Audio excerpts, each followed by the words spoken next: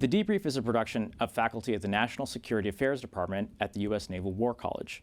The views presented here are those of the speakers and do not represent the positions of the Department of Defense or any of its components. Welcome, everyone, to this edition of the Debrief podcast, a production of the National Security Affairs Department of the U.S. Naval War College.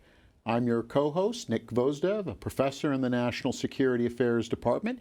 With me today is Colonel Rebecca Russo, most recently of the Joint Staff and now a part of our faculty here at the NSA Department. And we're going to be discussing the origins and concept of global integration. And as we begin our conversation, a reminder that we'll be speaking about this in our personal capacities. And this conversation is our conversation and doesn't necessarily reflect any official position of the U.S. Naval War College, the U.S. Navy, or the Department of Defense. And so with that, welcome, Becky. Thank you. When I first got to the Naval War College, the emphasis was always on regions. We had Derek Reveron, our department chair, at the time was talking about the combatant commands as America's viceroys to the different parts of the world, and the emphasis was on regions. Then we get this concept of now it's time to put it all back together, and we get this idea of global integration. So what's the spur to this? What was the genesis of this idea of global integration, and what does it mean? Thanks, Nick. I appreciate it. So it's really interesting. The idea of global integration and global perspectives actually goes back to our first chairman, General Omar Bradley, when he was testifying in front of the Foreign Relations Committee and basically said that the Joint Staff really has the best perspective because we don't have maybe a regional focus that might sway our decision or our thought process one way or the other. So it's always kind of been in the lifeblood of the Joint Staff.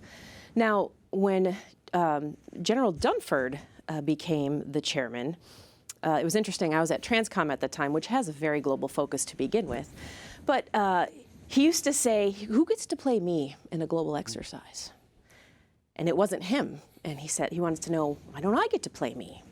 And so it really spurred this thought process of what is the role of the chairman and the Joint Staff as we move forward. And so at the end of the day, global integration really got invigorated during General Dunford's term, and it came up to two basic things: decision-making at the speed of relevance, and then I really think it has to do with risk, specifically accumulated risk and global risk. That's not necessarily in the purview of each of the regional or combatant commanders. There's also a tension that could exist between functional risk, or the functional combatant commanders and the risk they have to accept, as well as the geographic combatant commanders themselves. So I would say that is probably where you saw the biggest invigoration of global integration.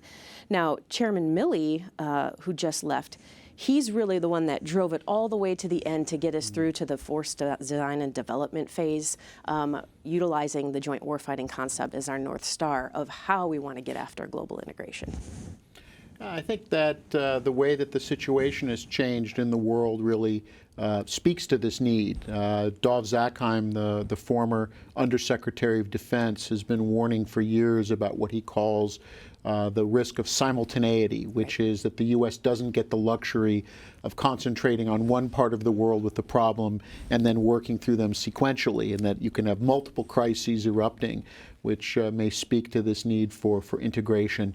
How does that play out? So you've talked about decision-making at the speed of relevance. Mm-hmm. How does that actually play out? So what is it that we're trying to get at with when we say something about decision-making at the speed of relevance?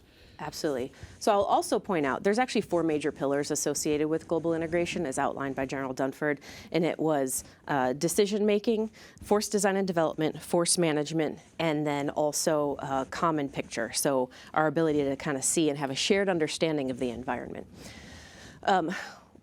Specifically within decision-making, the idea of the speed of relevance is really where this comes in. So when we talk about how fast and the compression of the time-space continuum within not only conflict but competition, and I feel like that's where people really leave out a good portion of global integration, because that's not just going to happen when the flag goes up. We have to be constantly integrating our forces and our capabilities right now across the full spectrum of competition. In addition, what the chairman was really looking for was the Joint Staff to create a synchronization effort. And how do we take the inputs of all the various combatant commanders? Because let's face it, even though we talk about it mostly in the bureaucratic perspectives, from a policy perspective, Miles' law is alive and well within the combatant commands. And depending on who you ask, proximity might be something they feel gives them the best viewpoint in a particular area. But having a bird's eye view at the global scale and the global level will allow the opportunity to perhaps be better aligned with strategic objectives versus regional objectives, and also help provide options and advice to the president as a statutory requirement on what perhaps either the SecDef or the president would be accepting as their risk. You talk a bit about the influence on force design, because it would seem to indicate that this would call for a force that's more flexible, that's more expeditionary, that can be moved from place to place as the needs arise, as we're trying to fill the seams between the combatant commands, the geographic ones, and then, of course, even across the functional ones. Do we see any impact yet of global integration on force design? Absolutely. So when we talk about the time-space continuum they have in deciding what our forces are going to be able to do, one of the tensions that exists within global integration is having to make a decision now for an impact that's going to have on our force design and development years down the road. So we have the strategic documents that guide how we're going to do these things, but at the same time, we're having a hard time from a global integration perspective is, okay, if we have to all of a sudden move a carrier or two somewhere in the world that we weren't planning on because a crisis pops up, how is that going to impact us 5 to 7 years down the road when we look at modernization, new capabilities that need to be integrated into the system? From a training perspective, if you think about it, we really need to have new capabilities to a force about 2 years before we want them to be able to use them, so that they have a chance to experiment with them. So without the big part that the chairman needs to do is to be able to then balance the cost benefit and the trade-offs that exist between doing something now because a crisis emerges that might not be exactly in line with where we want to go over the long term in the 5 to 7 year time frame. Can I ask you then to bring in the question of technology into this? Because it would seem that there are technological solutions, technological advances that maybe things we can't do today, but we anticipate being able to do down the road. How are we integrating technological development into global integration? Absolutely. That's a great question. There is a huge push and effort right now to make experimentation joint, multi-domain, all classification level experimentation a priority of the joint force right now, not just the joint staff, but the entire joint force. And you can see it in different spots, but there's various exercises and war games that are going on right now to be able to really tailor and use these new capabilities to see what would be most effective and what we want out of our future force. For the students that are dealing with this in the classroom, what would be some of the takeaways you'd want them to leave, whether it's Newport or any of our sister institutions, when they go back into their jobs and their positions? What's the sense of what does global integration mean for them as they move forward in their careers? Absolutely. I think the decision-making at the speed of relevance, we used to say at the speed of conflict, but back to the competition discussion, we really need to be ready pretty much for everything, which is a lot of things to be ready for. And if we're ready for everything, are we ready for nothing? But I would also say the idea of risk, not just risk of a region, but because the character of war has changed so much and there's such a compression in time, the advent of hypersonic weapons, the addition of things like cyber and space domains, the electromagnetic spectrum, and all the other dimensions that have really compressed the time-space continuum for us require decision-making of senior leaders not only to be held at a higher level, closer to the strategic level, but also be done at a much faster pace.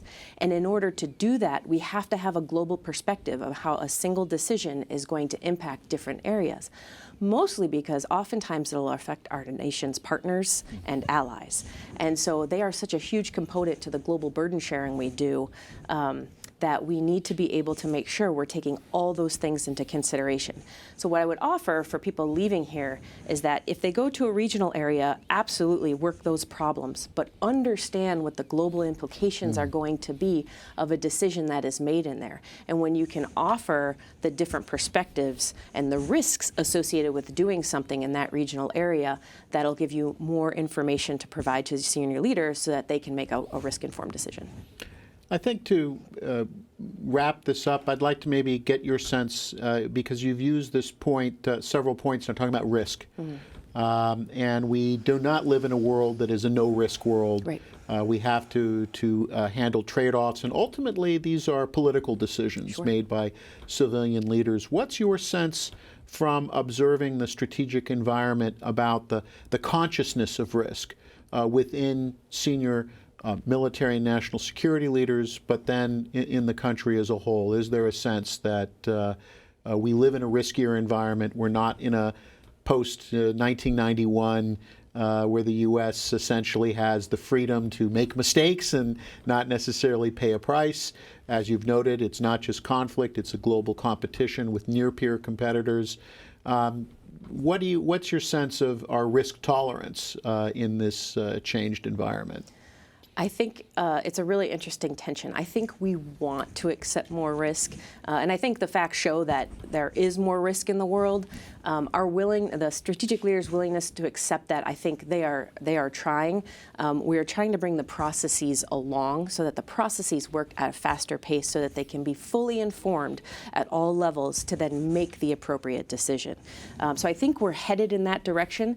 I think as other technological advances come online, there will be an opportunity to see some of these processes evolve, and the addition of large language models, AI, quantum computing, that'll speed up some of this process. So I think we're still going to have that tension of the bureaucracy working the way the bureaucracy works, and there's good parts of that we need, but the drive to innovate and move quicker has proven that we've had to adapt over the course of time, and that won't change. So how do we do it faster and more fully informed? Well, and I think that's a good point to leave our discussion on, because it's something, the environment that our students will be entering and is going to, I think, dominate the rest of their careers in the national security field. The uncertainty, change, disruptive technologies, and a world that isn't as predictable as we would like it to be. So, Becky, thank you very much for joining us today on this edition of the Debrief.